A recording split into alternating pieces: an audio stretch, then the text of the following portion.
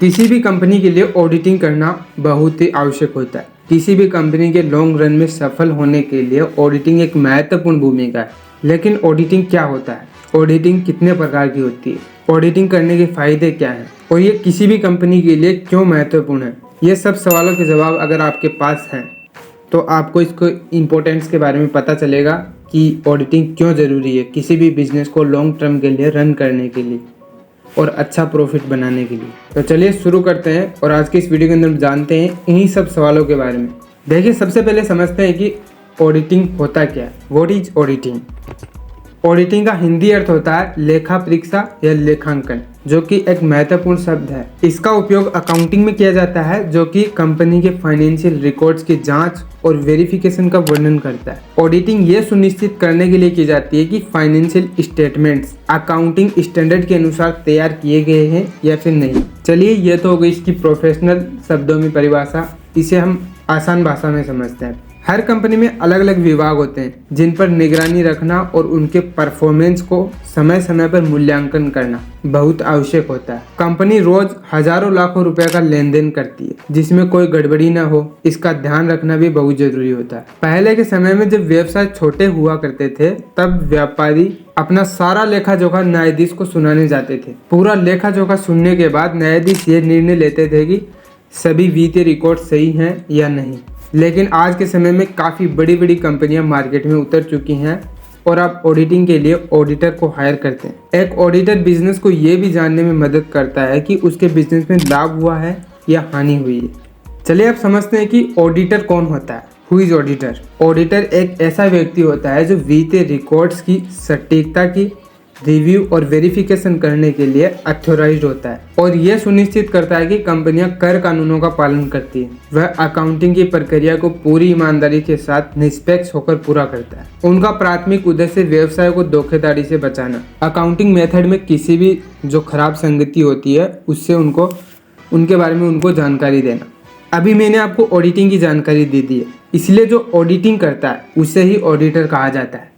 चलिए, आप समझते हैं कि ऑडिटिंग जो है कितने प्रकार की होती है। देखिए, नॉर्मली ऑडिटिंग जो है दो प्रकार की होती है। एक होता है इंटरनल ऑडिटिंग और दूसरा होता है एक्सटर्नल ऑडिटिंग। अब इनके बारे में हम डिटेल से समझते हैं। देखिए, सबसे पहले समझते हैं कि इंटरनल ऑडिटिंग क्या होता है। इंटरनल ऑडिटिंग आपके बिजनेस के भीतर होते हैं। ज्यादातर मामलों में इंटरनल ऑडिटिंग संस्था अपने ही CSA यानी कि जो उनका चार्टेड अकाउंटेंट होता है उससे ही करवाती है। इससे कंपनी को पता चलता है कि उसे कितनी वार्षिक हानि या लाभ हुआ है। और कई बार बाहरी एजेंसियों के ऑडिटर की मदद से भी इंटरनल ऑडिटिंग करवाई जाती है। कई बिजनेस हर 6 महीने में इंटरनल ऑडिटिंग करवाते हैं, लेकिन साल में एक बार ऑडिटिंग करवाना अनिवार्य होता है। इस प्रक्रिया में लगे सभी ऑडिटर या व्यक्तियों को निष्पक्षता से सभी जांच करके सही रिपोर्ट कंपनी को सौंपनी होती है। इंटरनल ऑडिटिंग की मदद से कंपनी के मालिक या उच्च अधिकारी ये भी जान पाते हैं कि उनके बिजनेस में बने नियमों और कानूनों का सही ढंग से पालन हो रहा है या फिर ऐसे ही चल रहा है। तो चलिए, आप समझते हैं कि एक्सटर्नल ऑडिटिंग क्या होती है। यह तो बात हो गई इंटरनल ऑडिटिंग की। आप समझते हैं कि एक्सटर्नल ऑडिटिंग क्या होती है। देखिए, एक्सटर्नल ऑडिटिंग का मतलब होता है बाह्य लेखांकन की प्रक्रिया। इसके अंदर बाहरी एजेंसियों की मदद ली जाती है। अक्सर एक्सटर्नल ऑडिटिंग को आयकर विभाग द्वारा करवाया जाता है। यानी कि किसी भी बिजनेस के ऊपर अगर उनको ऐसे लगता है कि कोई कर चोरी कर रहे हैं, टैक्स में कोई घोटाला कर रहे हैं, तो जो इनकम टैक्स डिपार्टमेंट है उसकी एक टीम आती है और वो खुद ऑडिट करती है, जिसके अंदर सरकारी नियमों और कानूनों, कंपनी के हितों और उद्देश्यों को ध्यान में रखा जाता है। बाह्य ऑडिटर पूरी तरह से निष्पक्ष होकर अपना काम करते हैं। इनकम टैक्स डिपार्टमेंट के द्वारा ऑडिटिंग करने पर अगर किसी भी प्रकार की गड़बड़ी पाई जाती है तो संस्था पर सख्त कार्रवाई भी की जाती है। आयकर विभाग कंपनी के आय की ऑडिटिंग करते हैं, जिसमें सभी सरकारी नियमों और कानूनों को ध्यान में रखा जाता है। तो आप दोनों में अंतर समझ गए होंगे। इंटरनल ऑडिटिंग बिजनेस खुद कराता है अपनी मर्जी से और एक्सटर्नल ऑडिटिंग आयकर विभाग द्वारा करवाया जाता है। ठीक है, चलिए, आप समझते हैं कि इस ऑडिटिंग का उद्देश्य क्या होता है एक बिजनेस के अंदर। देखिए, इससे दो प्रकार के उद्देश्य कंप्लीट होते हैं। नंबर एक तो होता है इसका मेन पर्पज और दूसरा होता है सपोर्टिंग पर्पज। देखिए, सबसे पहले समझते हैं कि मेन पर्पज क्या है इसका।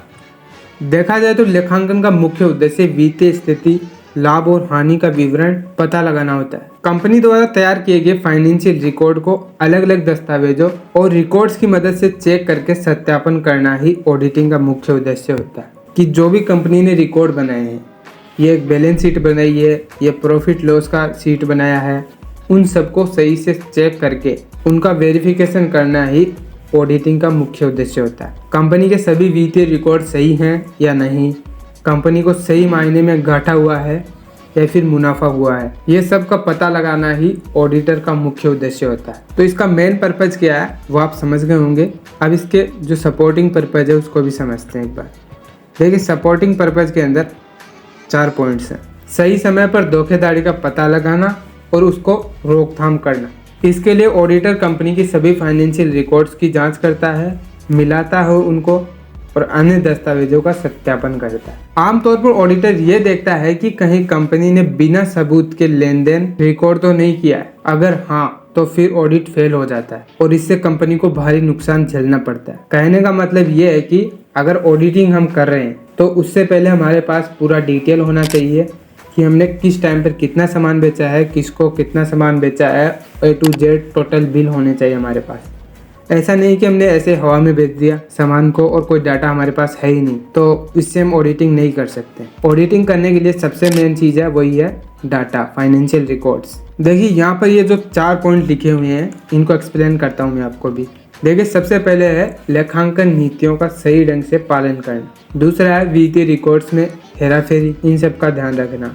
परिवर्तन को रोकने हेतु ऑडिटिंग की मदद ली जाती है। कई बार कंपनी द्वारा फाइनेंशियल रिकॉर्ड बनाते समय कुछ त्रुटियां भी हो जाती हैं और उनकी सही से जांच करना भी एक प्रकार का ऑडिटिंग ही होता है। ठीक है, तो कोई ज़रूरी नहीं है कि हम जब भी फाइनेंशियल रिकॉर्ड बनाएंगे तो एकदम से एक्यूरेट ही बने। चांसेस है कि उसके अंदर कोई भी एरर ज़रूर होगा हमसे। तो ऑडिटिंग का जो सहायक उद्देश्य है वो इसी चीज़ को कन्फर्म करता है। तो चलिए अब समझते हैं कि ऑडिटिंग की इम्पोर्टेंस क्या है, क्यों ज़रूरी है ऑडिटिंग। देखिए नंबर 1 पर है इंक्रीज एक्यूरेसी एंड रिलायबिलिटी। किसी ऑर्गेनाइजेशन के बारे में निर्णय लेते समय ये विश्वसनीयता, निवेशकों, लेनदारों और अदर जो स्टेक होल्डर होते हैं उनके लिए एक महत्वपूर्ण चीज़ है। उनको कंपनी के अंदर सब कुछ एक्यूरेसी से दिखेगा, तभी वो कंपनी के ऊपर ट्रस्ट कर पाएंगे। इसका दूसरा उद्देश्य है detecting errors and frauds. Company के अंदर जो भी एरर हो रहा है या फिर कोई फ्रॉड हो रहा है उसके बारे में पता लगाना। यह सब जो है ऑडिटिंग की मदद से हम पता लगा सकते हैं।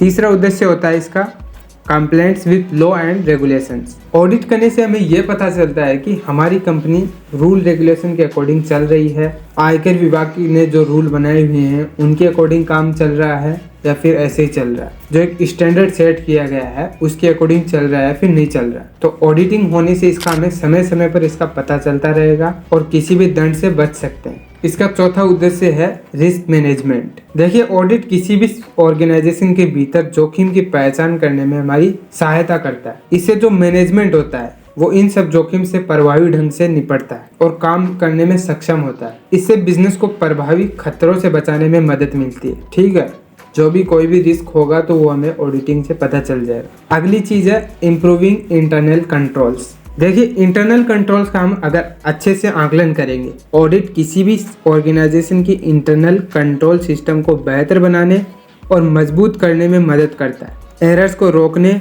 संपत्तियों की सुरक्षा और ऑपरेटिंग फ्रीक्वेंसी सुनिश्चित करने के लिए आवश्यक है। ठीक है, इसका अगला उद्देश्य है इंक्रीज ट्रांसपेरेंसी एंड अकाउंटेबिलिटी। इसका मतलब है ऑडिटिंग किसी भी ऑर्गेनाइजेशन के संचालन का इंडिपेंडेंट और ऑब्जेक्टिव असेसमेंट प्रदान करके पारदर्शिता को बढ़ावा देता है।